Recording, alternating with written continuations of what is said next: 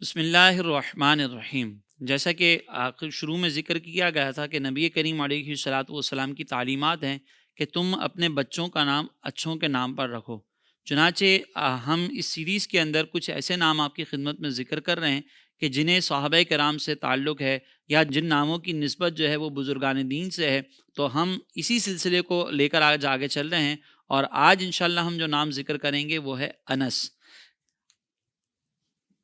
انس یہ نبی کریم علیہ الصلاۃ والسلام کے عظیم صحابی ہیں، حضرت انس بن مالک، جنہیں خادم رسول بھی کہا جاتا ہے۔ یہ خادم رسول ہیں اور نبی کریم علیہ الصلاۃ والسلام کے عظیم صحابہ میں شامل ہیں۔ اس کا معنی اور مفہوم یہ ہے محبت اور الفت، محبت و الفت، اس معنی کے اندر جو ہے یہ آتا ہے۔ اس کی انگلش اسپیلنگ بھی ہمیں تھوڑی سی غور کرنی چاہیے کہ ANAS، اسی طریقے سے ہمیں اس انگلش اسپیلنگ کو بھی مد نظر رکھ کر لکھنا چاہیے۔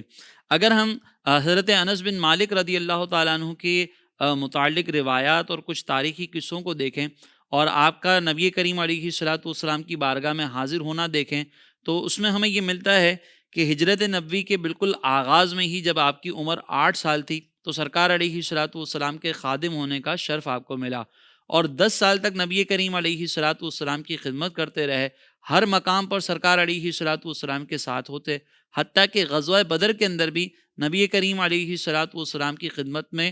مصروف رہے، اور یوں آپ نے خادم رسول ہونے کا لقب حاصل کیا۔ حضرت انس بن مالک رضی اللہ تعالیٰ عنہ سے ایک بڑی زبردست روایت اور ایک بڑا زبردست واقعہ منقول ہے کہ ایک مرتبہ آپ کے گھر پر کچھ اصحاب جو ہے وہ دعوت کے لیے آئے، اور جب یہ دعوت مکمل ہوئی تو آپ نے اپنی خادمہ سے ایک رومال منگوایا، اور جب اس رومال کو لایا گیا تو دیکھا کہ اس رومال کو کچھ دھونے کی ضرورت ہے، تو آپ نے بجائے اس کے کہ اس رومال کو پانی سے دھویا جاتا، آپ نے وہ رومال آگ کے اندر ڈال دیا۔ جیسے ہی کچھ دیر کے بعد وہ آگ سے نکالا گیا تو دیکھا کہ وہ رومال بالکل صاف ہو چکا ہے۔ اب جیسے ہی یہ رومال صاف ہوا تو جو مہمان وہاں پر موجود تھے وہ حیرت میں آپ سے پوچھنے لگے کہ یہ کیا ماجرا ہے کہ اس آگ نے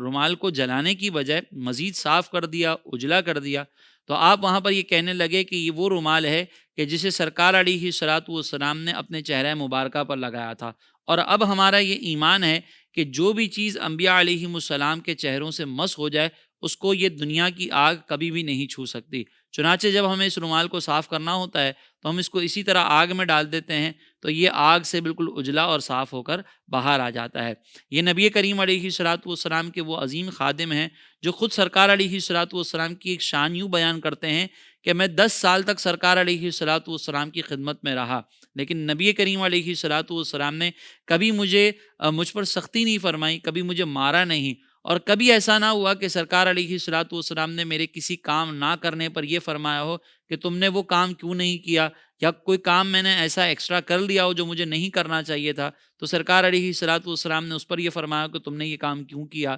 تو یہاں پر سرکار علیہ الصلاۃ والسلام کی سیرت کا ایک عظیم پہلو